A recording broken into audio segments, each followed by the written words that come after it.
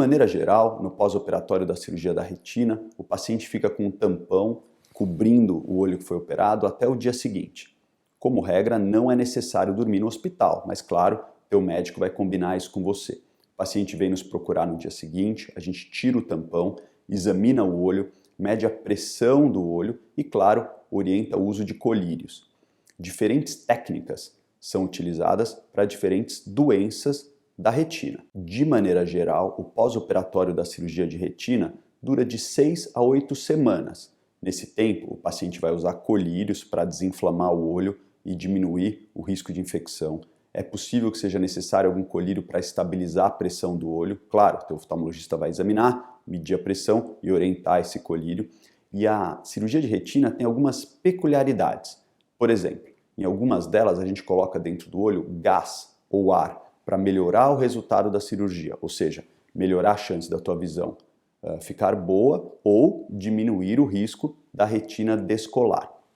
Enquanto esse material está dentro do olho, esse gás ou ar, o paciente está terminantemente proibido de viajar de avião, helicóptero ou viajar para regiões com outra altitude. Ou seja, por exemplo, o paciente que mora em São Paulo, ele não pode ir para Campos Jordão, que é no alto da montanha, também não pode ir para o nível do mar sem autorização prévia do médico. Por quê? Quando a gente muda a pressão externa, atmosférica, o gás dentro do olho pode expandir, causar uma obstrução vascular, dor muito intensa e perda irreversível da visão. Então, qualquer paciente que foi submetido à cirurgia de retina precisa saber do seu médico se foi utilizado gás ou ar, porque, como mencionado, nesse caso, você não pode viajar de avião e nem viajar para regiões de outra altitude. Além disso, no pós-operatório, costuma haver limitação de atividade física. Você não pode carregar muito peso, fazer muito esforço. E isso vai a cada semana sendo liberado pelo médico. Mas no começo é muito comum que o médico peça repouso relativo, quer dizer, não levantar peso, não ir à academia, não correr, assim por diante. Também, voltando à história do gás e do ar, é comum que o paciente tenha que ficar numa posição específica de cabeça.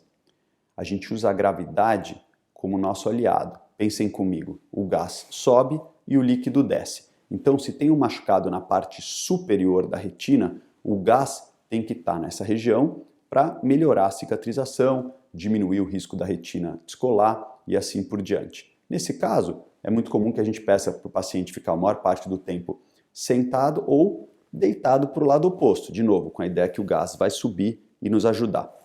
Nas doenças que afetam a mácula, a região do fundo do olho, o gás tem que ficar nessa posição. E o jeito de conseguir isso é pedir para o paciente ficar olhando para o chão. Os gringos americanos falam face down, quer dizer, ficar olhando em direção ao chão. Essa é uma posição que ajuda muito no tratamento das doenças da mácula e, infelizmente, pode ser necessária por 1 ou 2 semanas depois da cirurgia. Nesses casos, é muito comum que a gente passe o contato de uma empresa que aluga uma cadeira, parecida com aquelas cadeiras de massagem ou maca para fazer massagem. Dessa maneira, o paciente deita ali e fica muito mais relaxado, com muito menos incômodo do ombro e assim por diante. É contraintuitivo, mas essa posição de cabeça é uma das coisas mais importantes e que mais faz diferença no pós-operatório da cirurgia de retina. A gente pede para o paciente ficar, em alguns casos, a maior parte do dia. Claro que ele pode levantar para ir ao banheiro, para comer, mas todo o resto do tempo ele deve ficar na posição orientada pelo médico, porque isso aumenta a chance da cirurgia ter sucesso.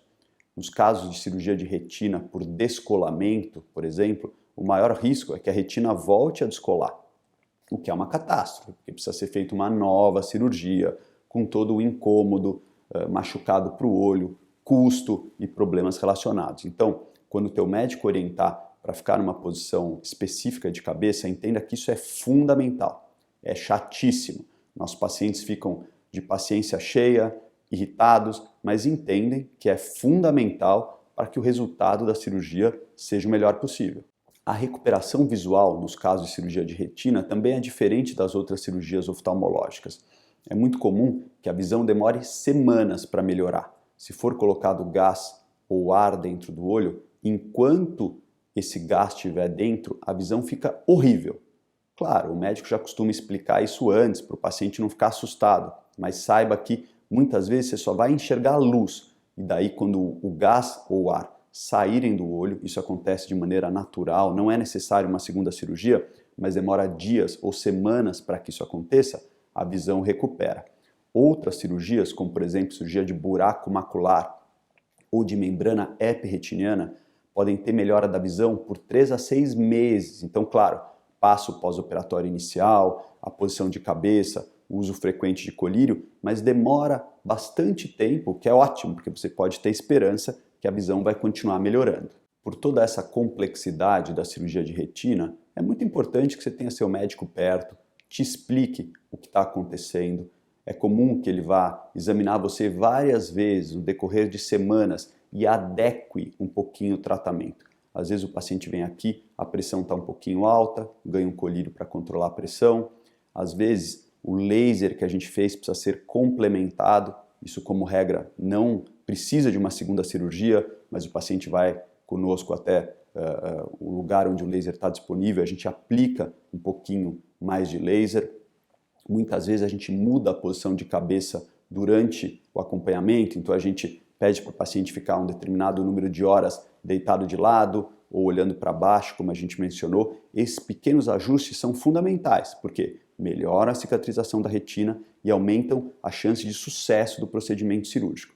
Fique próximo do seu oftalmologista, converse bastante com ele, garanta que se for um idoso, alguém que precisa de um acompanhante para entender tudo que precisa ser feito, quando a gente está na consulta em frente ao oftalmologista, a gente está nervoso e é muito comum que a gente não preste atenção ou esqueça parte do que foi dito. Então um acompanhante também é muito útil para que dessa maneira tenha o maior sucesso e sua visão fique o melhor possível depois da cirurgia.